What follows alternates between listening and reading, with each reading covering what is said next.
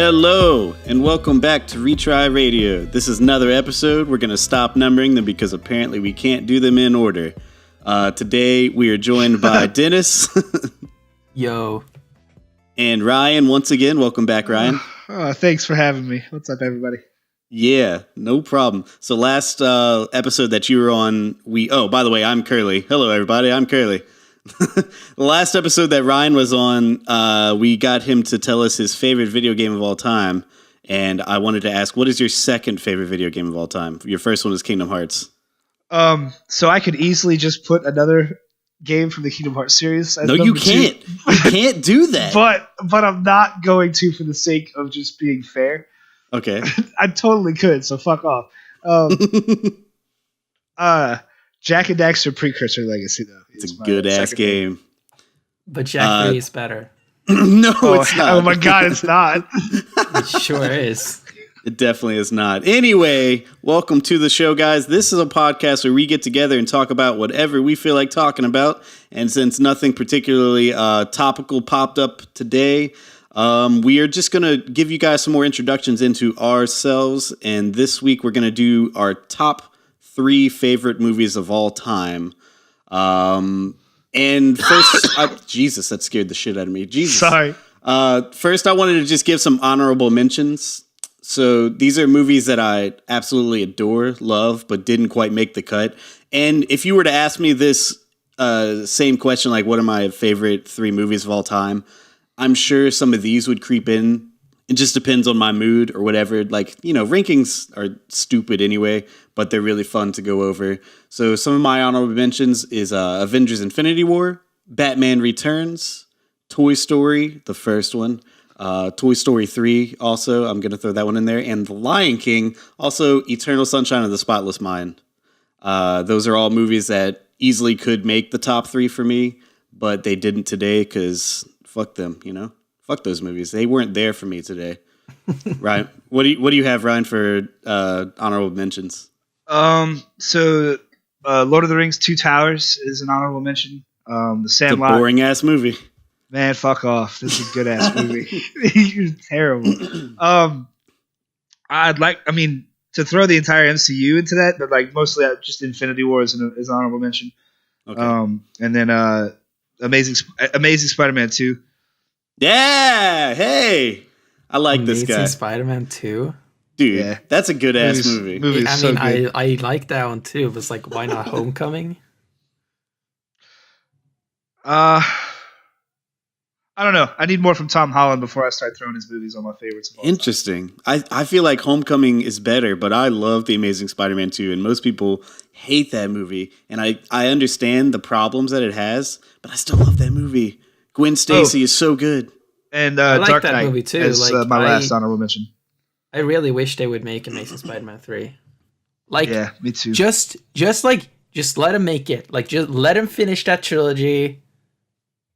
That's it. I wish that would happen, but just put Andrew Garfield in the Venom universe and leave Tom Holland over there in the MCU. Yeah, right there, you done fixed it. And then just do a Spider-Verse live action movie and combine them all. Absolutely. There you go. Go ahead. You said, did you finish your honorable mentions? The Dark Knight was my last honorable mention. Oh, okay. Dennis, what you got? You only have one honorable mention. Yes, I only have one honorable mention, and that is Star Wars The Last Jedi. Ooh. It is the best Star Wars movie ever made. I wouldn't go that far. Yeah. I mean, it's definitely top 5 Star Wars movies of all time. Probably top 3 for me. It is the best Star Wars movie. How you could put that at the number 1 Star Wars movie when Phantom Menace exists. It's crazy. We can literally kick him out of this Discord call right now if you want, Dennis. I'm completely fine with that. We'll just restart everything. All right, everybody. Enough of the shenanigans. It's time for the top 3 movies of all time as listed by us jackasses. So my first pick is a movie that probably doesn't belong in the top 3 of anybody's list, but it's a movie that I've watched so many fucking times. It's absurd. I would literally watch it every night before going to sleep, before waking up at 6 a.m. for school in the morning. Can I guess? You'll never guess it, but yeah. The Hobbit, The Battle of the Five Armies. Ooh, No. good guess. Also, I wish that I was in high school when that movie came out, but no. That movie happens to be The Anchorman, starring one Will Ferrell, Steve Carell, and Paul Rudd. That movie, I think, is the best comedy of all time. And some people get it, and some people don't, man. This movie is unbelievably quotable. I mean, you're talking about, like, the top peak of Will Ferrell. Like, this movie, Great Odin's Raven, The Whole Wheel of Cheese. I'm in a glass case of emotion. There's so much comedy gold in this movie. Have you guys watched this? I've never seen The it. Anchorman? You've never seen The Anchorman. Do you like Will Ferrell at all? I don't have an opinion. Okay. He's a hack. Do you know Will Ferrell? Do you know who he is? Yeah, I know who he is. Okay. So it's a Will Ferrell-ass movie, but it's like a complete step above. Like, I feel like he's made some really bad movies, like the one where he's like going to jail and preparing for that. A lot of his new stuff is okay, not that great. Freaking Daddy's Home is kind of goofy, stupid. It's a cut above all the garbage, you know? This is like Will Ferrell at his peak, I think. And Steve Carell is hilarious. Paul Rudd is hilarious. The freaking 60% of the time, it works every time. This movie is comedy gold. I love it. Ryan, what is your opinion on it? Because I heard you taking a deep breath, and I hate you. You heard me take what? What? Nothing. Go ahead. I have never seen The Anchorman. What the fuck? How are we friends? I thought. Don't wait, ask. you're Don't, right. don't You're right. overreact. I remember this. You know this about me. You know I this. forgot about this. For some reason, I thought in my head that you watched this, and you're like, "It's I." Well, see, No. like you told me that I needed to watch it last time, and I guess like you assumed that I was going to just take your recommendation, even though I'm just not a big Will Ferrell fan. Like, Yeah. he just his comedy does not. I don't know. It's not good. It's not This great to me. movie's He's really okay. It's so stupid. This movie's just, it leans into how stupid it is. Like, but the thing is, I like stupid movies. Like Airplane, another honorable mention that I'm throwing in right now. I'm sad I didn't put it on there originally. Like, I like goofy, stupid comedies like that. Like the Monty Python stuff, Holy Grail, all that. Like, it's just my cup of tea. The Loaded Weapon with Samuel Jackson. Dude, these kinds of comedies just are my favorite. But anyway, what is, Dennis, you go ahead with your number 3. So my number 3 is Furious 7. Whoa. Yeah, it's probably kind of a unexpected one, but Yeah. I've grown up with the Fast and Furious franchise, and like finding out about Paul Walker's death was like actually really sad to me, because he was like one of my favorite actors because of the Fast and Furious. Like, because I watched the first movie as a kid and I grew up along with the franchise, and I think Furious 7 outdoes every other movie in the franchise in every aspect, which comes to like the action. Like, the Furious 7 has some insane set pieces where like, and there's this entire like theme in the movie which is cars don't fly, which they just break at every point that they can. They drop cars from an airplane. They jump one of the most expensive cars in the world between skyscrapers. Jesus Christ. It is. And they drop an ambulance on a drone. It's like yes, like a flying drone? Yeah, like a big military drone. Oh, okay. Thought you meant like one of those little bitty ones. I'm like, that's not that impressive. and also like above like not even like looking at the action, like the character moments, and also just the extremely well done tribute to Paul Walker at the end. It makes me cry every time. And the song that was made for the movie See You Again, it really made me so happy when it reached like number 2 on YouTube most watched videos of all time.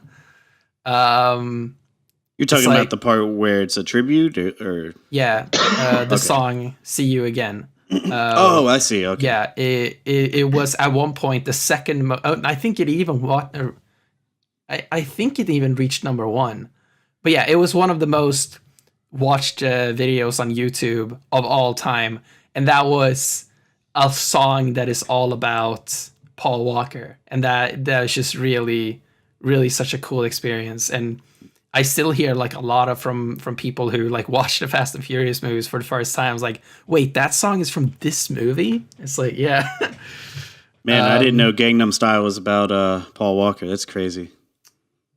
No, it's not. But Gangnam Style is a really good song, though. God, fuck you, Kerley. I'm sorry. Quick question: was Paul Walker ever in any other franchise? Like, I mean. Yeah, he was in other movies, but he was known for Fast and Furious. As he was like a thing before Fast and Furious. He was like, as far as I've heard, he was like the, how would you compare it? Like, like the Zac Efron before he left Disney Channel. Like High School Musical, that kind of guy. It's like the charming like girl magnet kind of guy. Yeah. Before that was before he got into Fast and Furious. For some reason, when he passed away and people mentioned him, I thought that like I knew that he was in the first Fast, and this may be a spoiler for the first Fast and Furious. Didn't he die in that movie? No. No, because I remember that movie completely wrong. I didn't know there's like another guy that dies in that movie. I don't because I dropped out of the franchise basically after the first movie. I watched Tokyo Drift and he wasn't in that. I was like, I guess maybe that's why I assumed he was just out of the franchise. And then whenever he passed away, everyone was so heartbroken. I was like, who? I'm not trying to be disrespectful. I just didn't know how big this. Tokyo Drift is literally the only movie that he's not in before he died. That makes sense then.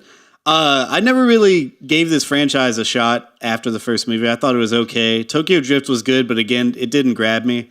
But I mean, I don't know. Maybe I'll give it another shot. Maybe. The biggest problem with the Fast and Furious franchise is that the movies are kind of mediocre until you hit the 5th one.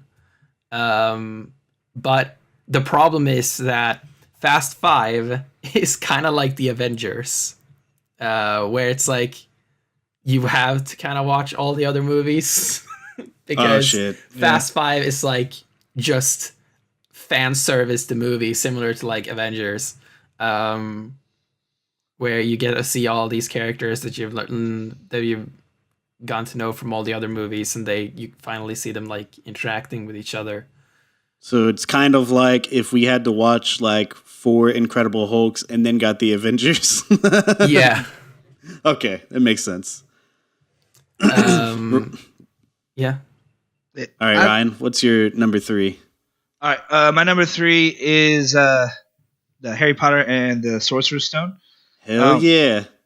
So I had it's actually Harry Potter and the Philosopher's Stone. Because shit! Here. We got a foreigner. You know what? I live in America, and the copy of the book in my room says Sorcerer's Stone, so we're just going to leave it at that. Damn. So I kind of had to debate with myself on which Harry Potter film I was going to put on the list, because I knew I wanted to represent at least one of them. And to me, the first one is the one they did the best job with in terms of just like accuracy to the book. And it's simpler. There's not as much there wasn't as much for them to fuck up. And that movie kicked off an entire decade of just absolute magic. Yeah. It's not my favorite book, but it is my favorite movie of the series for sure. There's something really special about the first 2 Harry Potter movies that just the other ones dropped, I feel like. I know they changed directors. I think Chris Columbus did the first two, and then they changed direction and everything. Yeah. And like they miss a lot of the lightheartedness in the books and the movies from that point on, I feel like. They go a lot more like action focused. Yeah, and the books do mature that way as well, but I feel like the movies just don't transition as well as the books, personally. Yeah, I think 1 and 2 really capture that kind of like the school aspect much better than the other ones do. I think I haven't seen them in a long time, but I think my favorite is the third one. The movie? See, that's like my least favorite. But yeah, as I said, like I haven't seen them in a long time. I actually just bought them on iTunes. They were like on sale, so I'm gonna rewatch them again soon.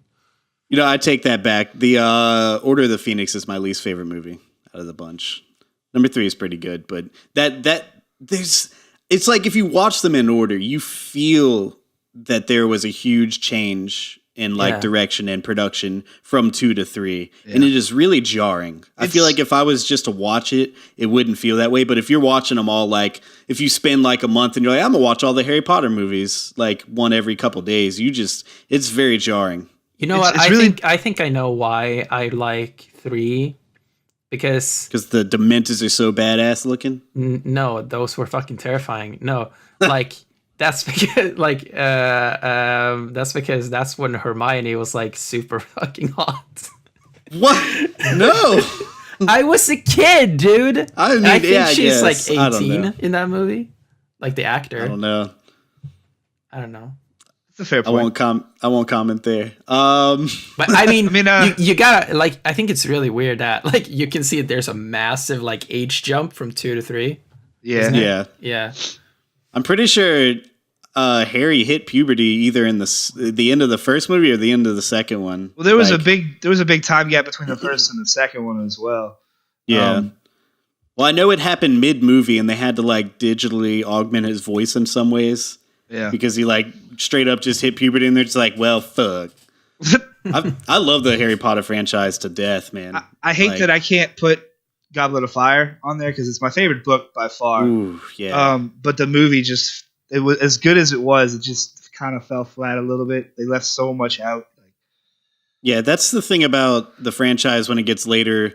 And they corrected it with the 7th book where they split it into 2 movies. Yep. But like the 4th one really needed that as well. And I want to say that was originally in their plans, but they changed that. But I mean, goddamn, we need to do just a whole Harry Potter podcast one day. Absolutely. So I'm gonna move on to my. Yeah, there we go. What the fuck? Why haven't Kind of Funny done that? I mean, they're doing Mission Impossible first, which is one I've asked for because I haven't seen those movies yet. I need to watch those because I really liked the first 2, but I didn't watch the other ones. Anyway, back there. My number 2 is Star Wars: The Empire Strikes Back. That is factually incorrect. I'm sorry. So correct me. I mean, it's The Last Jedi. Oh, okay. It's not though. But it is though. When you said The Last Jedi is the best Star Wars movie, I was almost hesitant to be like, yeah, hell yeah, ooh, yeah, daddy. But no, it's not because Empire is still just above it. It is still better. I love The Last Jedi. Don't get me wrong, Dennis. You know me and you buddy boys on Last Jedi because everyone else hates that movie. I think it's wonderful. But it does. Okay, here's the thing. Like this is our favorite movies of all time. Like we have to account for our personal bias. And this movie, I don't need to talk to you guys about why The Empire Strikes Back is an amazing movie, but I'd rather go back in time and tell you guys a little story about baby Kerley, where he didn't know he was such a freaking giant nerd, such an idiot, and such a geek until he found out that it was not cool as a kid to like Star Wars. Why it wasn't cool, I don't know. I don't understand it. But I would go to school and I'd be wanting to play freaking lightsaber battles and all this, get made fun of, get pushed to the ground. Star Wars is literally what sculpted me into social anxiety. So thank you so much, Star Wars. I owe you everything. God damn. No, this movie is very special to me. I loved it as a kid. Along with my honorable mention, Batman Returns. They were movies that I would just watch on repeat and I just loved them, man. The Empire Strikes Back is the best Star Wars movie, regardless of what Dennis tells you. It's so wrong. You've mentioned Phantom Menace, bitch. Get out of town. Because it's the best Star Wars movie. It's not. You're fucking wrong. You're fucking wrong. Not only that, but more unpopular opinions, probably the prequel trilogy better than the OG. Just saying. You're wrong. Wait, You're fucking wrong. Do you think the prequels are better than the originals? I do. We just became good friends. Okay. It's not.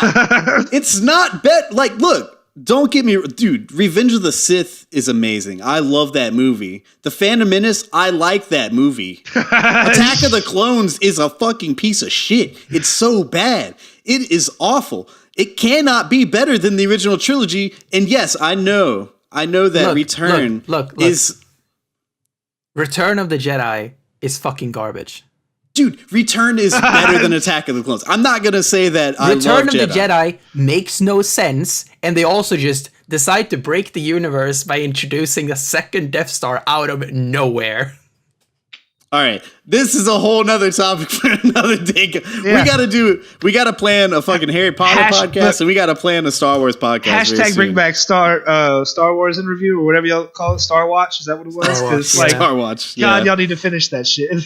Yeah, dude. Okay, I agree with you. Jedi, not my favorite, but dude, the original trilogy is better than the prequel trilogy. Get the fuck out of here with that. That's nonsense. And actually, you know what? Here's the thing: we haven't seen Episode 9.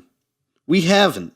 But don't even go here. Don't go here. I'm gonna bet my bottom fucking dollar that I'm gonna like this new trilogy better than the original trilogy. Well, you're gonna be in the very far minority there. No, I'm just saying. I think Force Awakens is better than A New Hope. I think The Last Jedi is better than Empire. I want to punch you in the dick. We just got Episode 9 left, and I think Episode 9 will live up to at least my expectations. I think the Star Wars, that like hardcore fan base that hates the new movies, they're gonna hate this movie no matter what. But I'm going to love it, I think. Dude, me too. Empire Strikes Back, my favorite Star Wars movie, my second favorite movie of all time. Dennis, what is your favorite second movie or whatever of all time? Well, my favorite second movie of all time that I'd have to pick a sequel. No, my second favorite movie of all time is Spider-Man Into the Spider-Verse. I was like, don't say fucking Spider-Man. Yeah, Tobey Maguire. Dude, Into the Spider-Verse. Yeah. Yes. Into the Spider-Verse. I watched it twice in theaters, and it is one of the best movies I've ever seen. The art style is mind-blowingly gorgeous. Everything about how that movie looks and how it sounds and how it just feels to watch it is amazing. And the story is also good.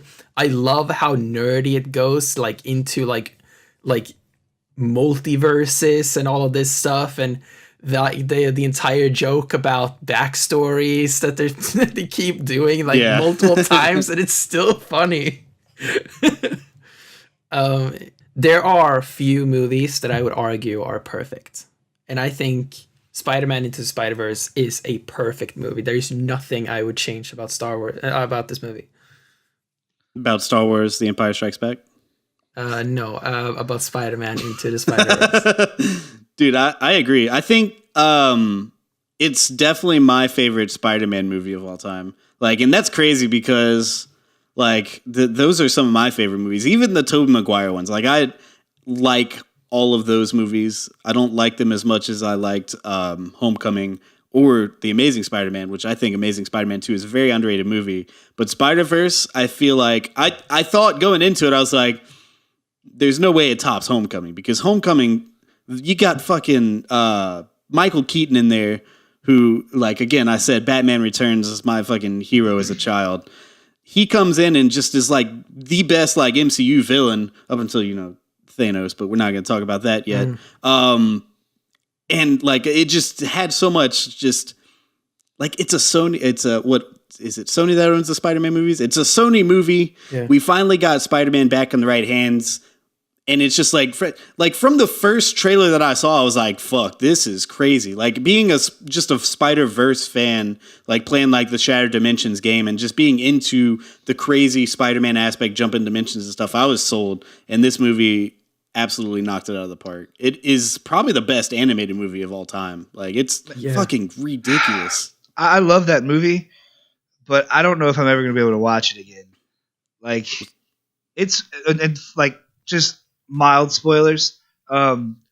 It's one thing to like knock off a superhero in a movie, but it's another thing to do it the way they did it. And like it hurts too much to watch that scene with Kingpin. I don't know. I don't. It's hard to watch.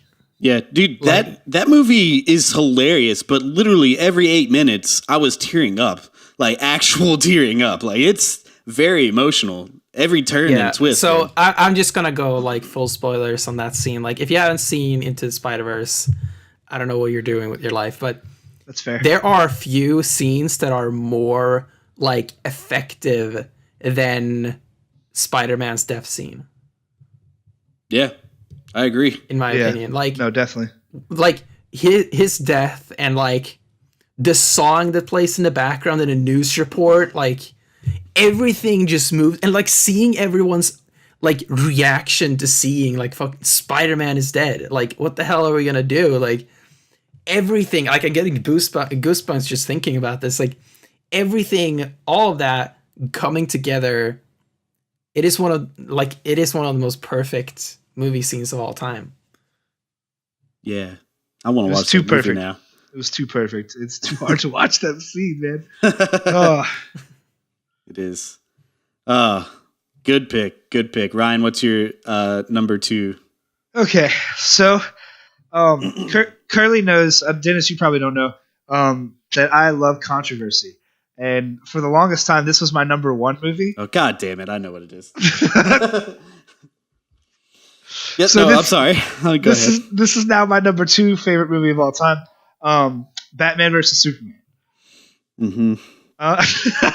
What? At least it's not Justice League. If that's your number 1, I'm fucking leaving. I'm leaving mid-podcast. No, number 1 is not Justice League. Sorry. Okay. The rewatch of Justice League just proved to me that was not a great movie. This motherfucker outside of the theater of Justice League was like, man, that might take my new number 1. I just wanted to punch him straight in his nipples. So I've created a new rule for myself where like I have to like wait at least 2 or 3 years before I put a movie on the top spot. Okay. Seems like a really arbitrary rule, but okay. So like what it is, I want to make sure that that movie ages well, so it still gives me that same feeling when I go back and watch it. Yeah. And Batman vs. Superman still gives me that same feeling. And like just the fact that the rest of the DCEU or whatever hasn't delivered on that sucks. But at the same time, Batman vs. Superman still holds up as like a standalone like gut punch for me. Like. It's the best Batman we've gotten to date. It's the best Superman we've gotten to date in a badass story where they fight each other. Like, what more could you want? Like, I get people think the storytelling is not great and the pacing's weird. And, but I personally love all the subplot and the back context and everything that they use to set up the movie. And I've heard the complaints that it's too long and it's there's too much before the big third act. But I don't know. I loved all the world building, all the nuances or the hints and stuff like that towards like the bigger DC universe.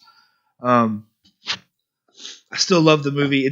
It currently sits in my number 2 spot. Who knows what the future holds? I may watch it again in a couple of years, and I may feel what everybody else feels. But for now, that movie is my number 2 favorite movie. See, here's my I still think Justice League has the coolest scene in all of the DCEU, and that is that scene when they're fighting Superman and Flash starts running really fast, and you can see how Superman like that was cool. His head, that was like cool. super slowly, like the little like, smirk he has is really good. Yeah, like that is still one of the coolest superhero scenes of all time. In my opinion, I love that scene, but the entire movie is garbage. But that scene is super cool. honestly, my favorite scene from the entire DCU is probably Wonder Woman walking across the trenches in the World War I fight or whatever. Dude, that was a badass scene. That one's super cool too. See, you're both wrong in that the best DCEU scene is anytime Wonder Woman's theme song kicks in. That's true. I mean, the best DCEU so fucking good. scene. The best DCEU scenes are like the ones that are in Marvel movies. Ah, damn. Man, so here's my thing about Batman vs Superman. Went into it like with highest of high expectations, man. This is a movie that if you would have told me would have exist as a kid, I'd have been like, you're crazy. You're a crazy guy. And then it happened, dude. I went in with the highest of expectations and left just underwhelmed. Like, I like that movie.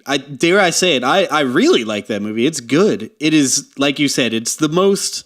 Okay, let me backtrack. It's not like you said. It's not the best Batman movie we've gotten. It's the most comic book accurate Batman. Not the best Batman movie we've gotten because it's not a Batman movie. It's the best Batman character. Okay, so the issues that I have with it, you mentioned a lot of them. The pacing is too long. It is missing the charm that a Batman and Superman crossover always have. They always have the witty banter between the two characters that this was moving, or the lack of witty banter that Batman gets that Superman wants. It's just like, it's missing a lot of the heart from the comics. It is, and don't get me wrong, I like when Batman goes dark and gritty. Like, I do like that, but this movie just felt so, like, just bleak, and there wasn't much fun to it. The final scene, well, not the final scene, but the fight scene between Batman and Superman is fucking amazing. I don't particularly like the fact that Batman's crazy murdering people, but I mean, I get it. Like, and that's the thing. That is the biggest problem with this movie is we get the crossover before the build-up, and we're just supposed to assume a lot of the things that have happened in Batman's universe that isn't really explained. Don't get me wrong. Shown. I recognize that there are faults with this movie, and that's the biggest one is that, you know, they chose to do a 20-year-old Batman as opposed to a fresh one. But at the same time, like, I don't know, like Zack Snyder is so good. Like, it's the best looking movie I've ever watched, aside from my number one. Like, just he's better at creating that comic book look than any other director, like, ever. Yeah. It's a beautiful looking movie, like the scenery and everything. Also, most people hate Jesse Eisenberg. I thought he was good. I thought he was fine. I don't feel like he was great as like a Lex Luthor, but I thought he did a good wasn't villain Lex Luthor. Because he wasn't Lex Luthor, Kerley. I mean, they haven't done anything with that, so how the fuck do we know? You know, they said it in the movie. I mean, kinda, but it's still Lex Luthor. He's still the bald head dude, this arch nemesis, quote unquote, of Superman. You're wrong. Like, whether or not they say he's Junior or not, Superman has not faced up against another person named Lex Luthor in the movies. He faces up against Lex Luthor Jr. in the comics. In the comics! That's not the movies. That's what I'm saying. Yeah, like, I think Batman v Superman has, like, a lot of really cool aspects, but as we mentioned, like, a little bit, like, they put a lot of stuff in the movie that just hasn't earned the right to be there. Like, having an old Batman who has given up on keeping people alive is a cool concept, but we don't know why he started killing people. Like, so it feels dishonest to what Batman stands for. That's fair. See, the thing is they do tell you, but they don't. They show Robin as like, dead. Batman v Superman is supposed to be a movie that takes place 10 movies into this universe. See, that's my biggest thing. Like, it would still be my number one if that was the case. If they had built towards Batman versus Superman over the course of 10 years, this would be like rivaling like Infinity War for me. Like, yeah. This is just generally an issue with DC. Like, they are rushing towards Avengers. They're rushing towards all this stuff. And what they don't realize is that you can't just rush into this stuff. No. Like, and I think obviously, like, every studio is trying to make a universe right now because Marvel is doing so well with this. But I think the one universe that's like doing it right is the MonsterVerse with Godzilla and Kong Skull Island, because they are slowly like ramping up to Godzilla versus Kong. Yeah. With there is gonna be 2 Godzilla movies and 1 Kong movie before their like duel happens, and instead of doing the same thing, DC was like, no, don't, no, we can't make a Batman movie. Just put Batman in the Superman sequel. It's like we gotta get to Justice League, guys. Yeah, I agree. That's one of my biggest issues with the DCU. The shittiest thing about that is that Wonder Woman and Aquaman have both proven that they didn't have to do that. Like, they could have done these standalone movies and built a universe, and everything would have went just fine. Yep. They missed the boat, and then they tried to catch up with Marvel way too fast.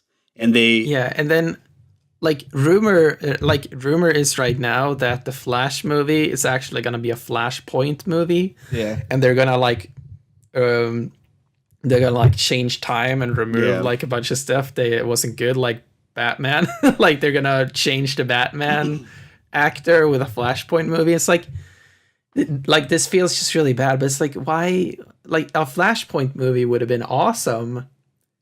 Again, like 20 movies into the franchise. Exactly. Well, I think that got dropped. I think the Flash movie is now just going to be just a standalone Flash movie. I think they dropped the Flashpoint thing.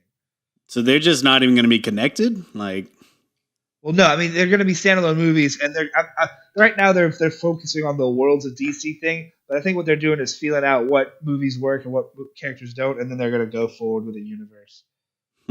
Oh, I forgot all about the Waddick. That's good stuff. The Waddick Worlds of DC. I think why did they just let us call it the DCU? God damn it! Yeah, they have to ruin everything I love. Oh God. Okay. Anyway, let's go ahead and move on to our number ones. Because I mean, let's face it. The Dark Knight is actually the best Batman movie of all time, and it is also my favorite movie of all time. Here's the thing.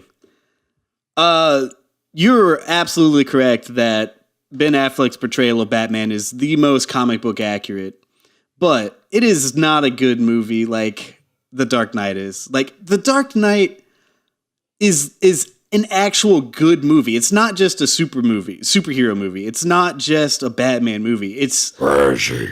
Yeah, exactly. The throat cancer. It's so good. Dude, look. It's not good. You're wrong. You're wrong. I'm going to go back to the baby Kerley being a nerd, getting made fun of for liking Batman cartoons. I just and Star imagine Wars. you as a baby and you still have your really long hair. Extremely accurate. Very accurate.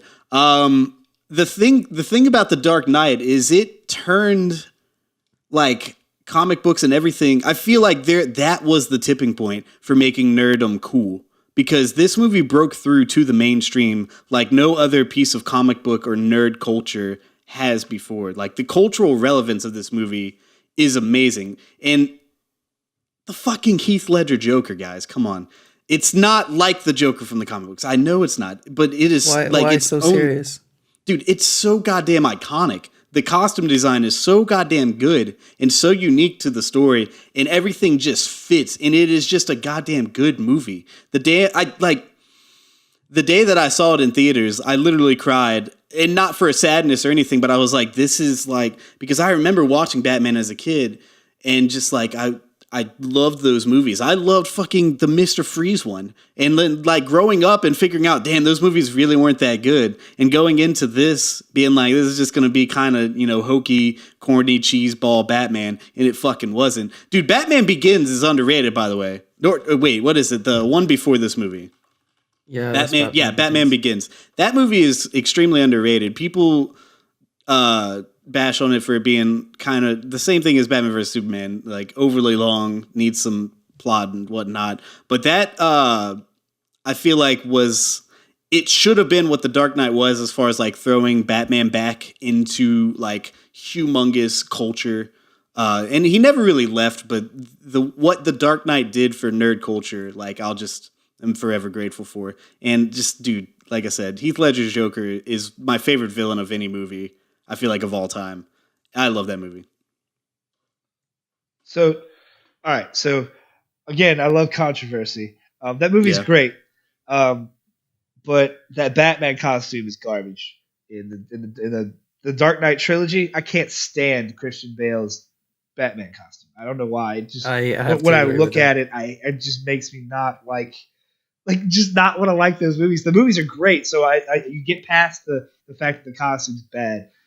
Controversial opinion number 2: Cameron Monaghan from the Gotham TV series is a better Joker than Heath Ledger, and he's not even technically the Joker.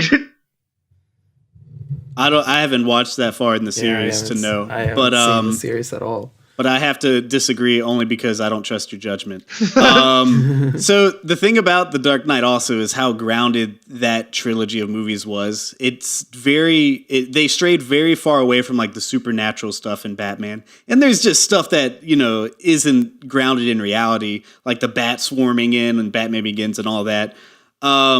But like the costume, I understand what they were trying to do, make it more like a military grade, like it's grounded. Yeah. But I have to agree, the costume I'm not 100% crazy about. The way he can't move his neck and stuff. It's mostly just the cowl. Like the rest of the costume's okay. It's just that cowl looks so bad.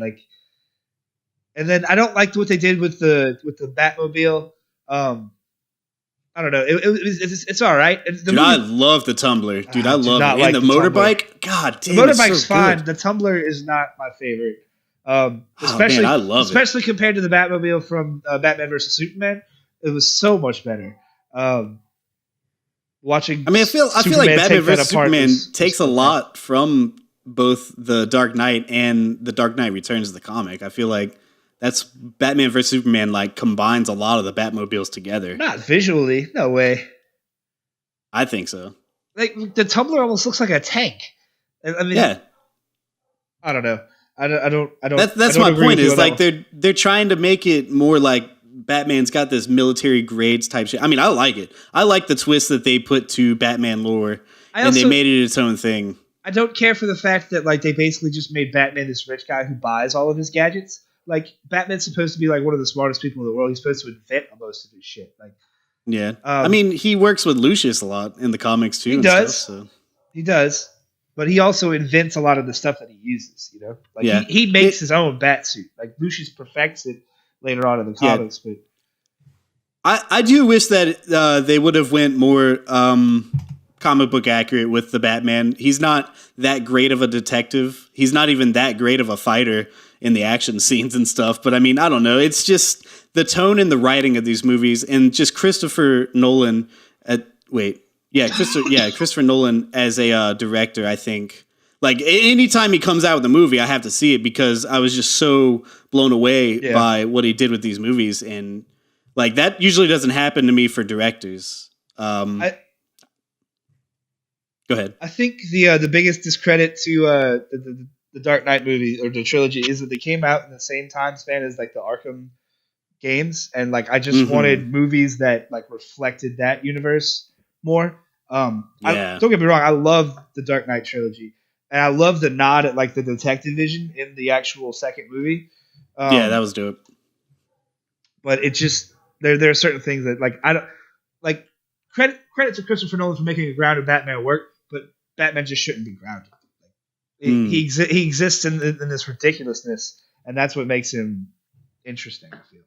I can see that. Also, I didn't even bring up freaking Two-Face in this movie is impeccable. They really kind of brought to life The Long Halloween, which is one of my favorite graphic novels of all time, and really adapted that story into this Joker movie, basically. Because The Long Halloween is straight up just a Two-Face comic, but they melded that with this Joker story that's so fucking good. And a lot of comic book movies fail at doing multiple villains, whereas I think this one fucking nailed it. For sure. I would agree with you on that one. It did a lot better holding up with multiple villains than other movies have. Yeah, I love Batman, just in general. I love so much Batman things, and it's just I can't help but just still have this one on the top. This movie is impeccable to me. I never get tired of watching it. It's just the charisma of the villains and just the storytelling, the tone, everything's so good. The direction, I love it. But anyway, let's move on to Dennis's number one. What you got? My number one is Blade Runner 2049. I knew it. I knew it. Go ahead. I think I remember watching this movie in the theater, and this is like almost a 3-hour movie, and I was just engrossed the entire movie. I was like stuck in my seat, and I was just into this world. And the story, they so perfectly subvert your expectations, and they specifically leave breadcrumbs in the movie where it's like the twists that happen are completely telegraphed, but they still surprise you. Yeah.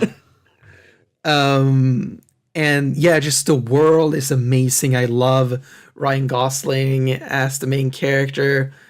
Harrison Ford does also a great job as this character. I love the commentary, and it has one of the best sex scenes of all time.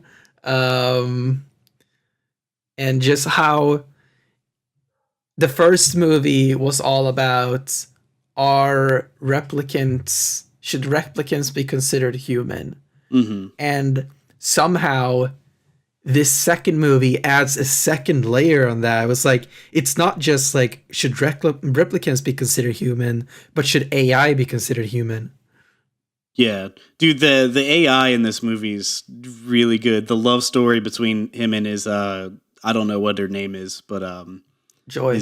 Joy, the companion, was super compelling. Like, it like, I don't think I've ever seen like a story like that be as compelling with an AI character like that, where you're just like, it's so fun to watch them play off each other, and it's like, wait, this isn't even a person. Like, and then that does get you to think about what the story's even about. I felt a little underwhelmed after seeing this movie because I think it is very long in the tooth, and there is a lot of plot, and there's not a lot of questions like answered. There's like that weird faction of people that are basically, you're thought to be the good guys going against Jared Leto, who was a very confusing bad guy, but they're actually both kind of wanting the same thing. It was a very confusing movie. Yeah, but like, I think they're definitely setting up a sequel which I think never will be made, sadly. It's very unfortunate, dude. But I thought once again, like, speaking of like the DC universe before, like, I thought Jared Leto's Joker was really cool, and once again, I think Jared Leto really delivers on the villain front again. I think he gets into his characters on such a next level where his method acting is just comes through like so well on screen, and it's once terrifying. again, like, I still love him in like pretty much everything I've seen in him. Yeah.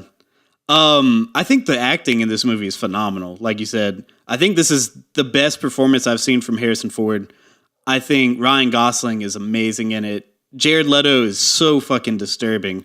Like, that dude, like you're saying, his method acting comes through in a terrifying way. Like, where I'm like, this dude gonna die. This dude's just gonna die acting. Like, he scares me. But yeah, I have problems with this movie, but it's like a visual feast. Just like Spider-Verse, man. It's like what Spider-Verse is to animation, this is to live action sci-fi. Exactly. Like, if I had the money to buy all the frames that I would need, I would literally frame like every frame of this movie because it is so beautiful. Yeah. They're like, you could just take like one screenshot out of like every scene in this movie, and you would get a beautiful frame to put on your wall. Damn, you're right. Have you watched this, Ryan? I have not. I really want to, but I've not watched any of the Blade Runner stuff. Have you? You didn't watch the original one either, right? No. Okay, you can skip it. No. You can't skip it. Actually, I mean, I don't like the first movie. I really don't. I love the first one. I watched it and I was ridiculously bored throughout the entire movie, and I was constantly asking like, what the hell is going on? Because it is not like and it is that movie that defined the future of sci-fi. So it feels very derivative because everything else has been copying from that movie. So it feels kind of boring to watch it after every other movie has been copying it.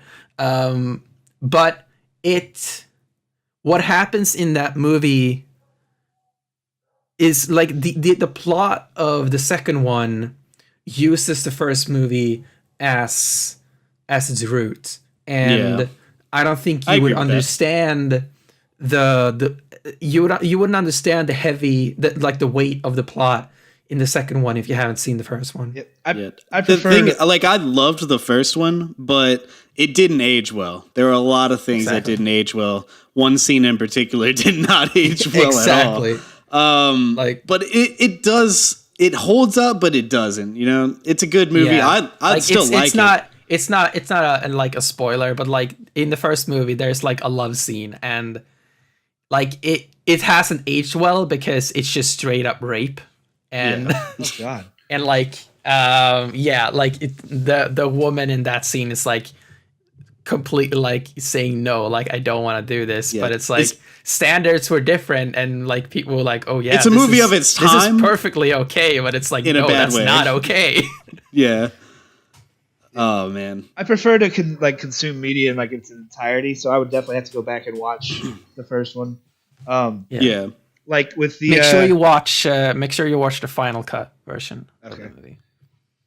Like I think Ryan Gosling is becoming one of my favorite actors. That dude's good. He's great. Really good. Ryan Gosling, Ryan Reynolds, like we won all the Ryans. Yeah, Ryan's for hire or something. Exactly. yeah. Let's hire all the Ryans. Oh man, Ryan, go ahead. What is your number one favorite movie of all time? Speaking of Ryan, so this is actually a new entry, not only as my number one, but on my list. Wait, hold on, just a second. Like we need to make you cut out. We need to make a podcast called "Speaking of Ryan."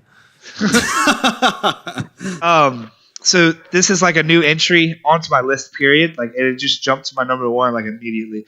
So I watched this movie when it first came out, but I rewatched it recently, and like I said, with the Batman versus Superman, that's like the visually the best looking movie I've ever watched, comic book wise, except for this one, which is The Watchmen. Oh God, what? Yeah. So wow. I rewatched. I saw it like a long time ago, and I need to see it again. I don't remember anything of it. So I rewatched this movie not too long ago, and I'm probably gonna rewatch it again today. I fucking love this movie. I love the tone. I love Zack Snyder again is a masterpiece. Like it's just a mastermind when it comes to like visually telling you a story. Like the way things look, it's just perfect. Rorschach is like honestly probably one of my favorite comic book characters of all time now. Like the story of like superheroes that aren't needed anymore has never really piqued my interest, because I like the idea of I love superheroes, so I don't like the idea of them like society not wanting them. But this movie tells a story where like you're intrigued by it, and then it's long. Don't get me wrong, it's a stupidly long movie, so like you have to like clear your entire day's schedule to be able to watch it. But it's worth it. It's so good. And then I rewatched it because they announced that the whole like HBO series is coming, and and I can't fucking wait, because it's supposed to. Yeah, I'm excited for that. It's supposed to take place after the events of this movie still. With like were there ever comics written after the first? Yeah, that's what it's the Doomsday Clock stuff is what the series is supposed to be about. Oh, really? Yeah. Okay. Interesting. So I think at least, but like I said, the movie's very confusing, so it almost takes multiple watches to completely understand it. But there's so many like gut punches in this movie. The Rorschach scene at the end with Dr. Manhattan is like one of the most like tearful comic book moments like in a movie that I've ever watched. Yeah.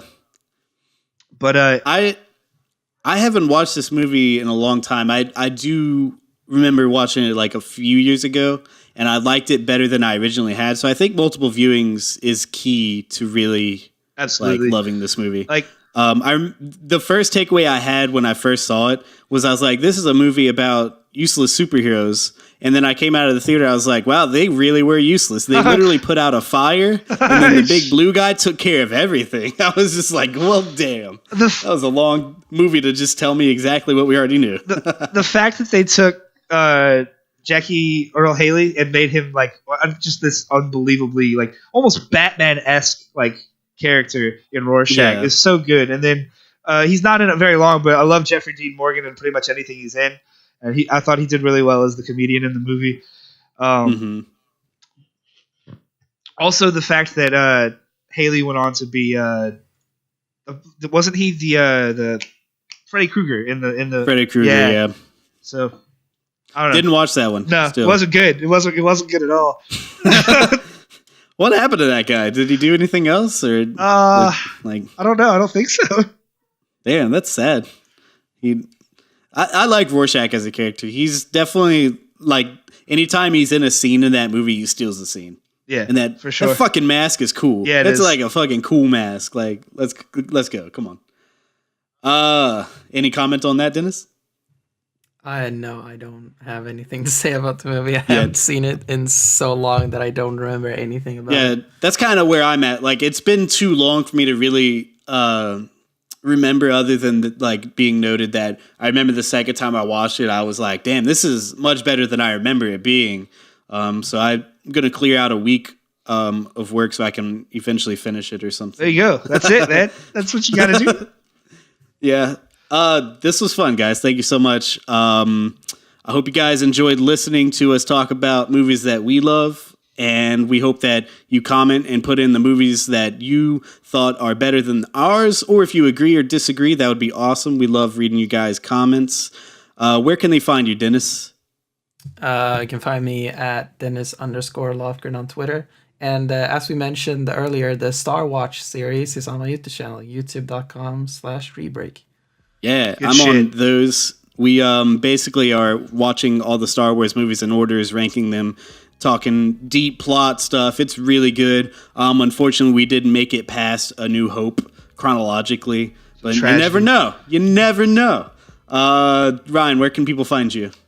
Sweet Tea Productions. I misplugged it last time, so yeah, Sweet Tea Productions on YouTube, and then it's Ryan Tierney on Facebook and Twitter. Although I'm not very active on Twitter. Oh, aversely, you told me that y'all were going to be doing some Sly Cooper shit. Kerley, what the hell? Dude, I forgot all about that. Where is that? I forgot all about that. That's a project for another day. You can find me. Sly Cooper in review. Let's do it. Absolutely. I am 100% God damn it! that. Now we have to do it. It's out to the world. Fuck the commitments. I'm Kerley. You can find me at Kerley Studios on Twitter, Kerley, or Kerley Studios on the use of Tube. Maybe eventually we'll put this on audio podcast services, but we promised that before and it didn't happen. But we're gonna get on it. Love you guys so much, and we'll see you next time.